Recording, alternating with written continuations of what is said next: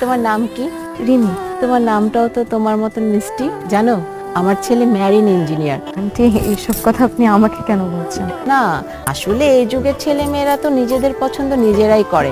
তোমার বাবা বা মায়ের ফোন নাম্বারটা কি পাওয়া যাবে? তাহলে আমি একটু ফোনে কথা বলতাম। কি হচ্ছে সব? শারমিনের থেকে ঠিকানা নিয়ে বাসায় আসছে। আমিও তো কিছু বুঝতে পারছি না কি হচ্ছে। ওরে বাপরে, কিচ্ছু বুঝতে পারতেছো না, কিচ্ছু জানো না।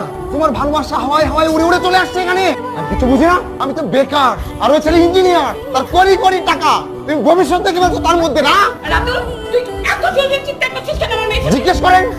তুই দেখিস না বাইরে গিয়ে?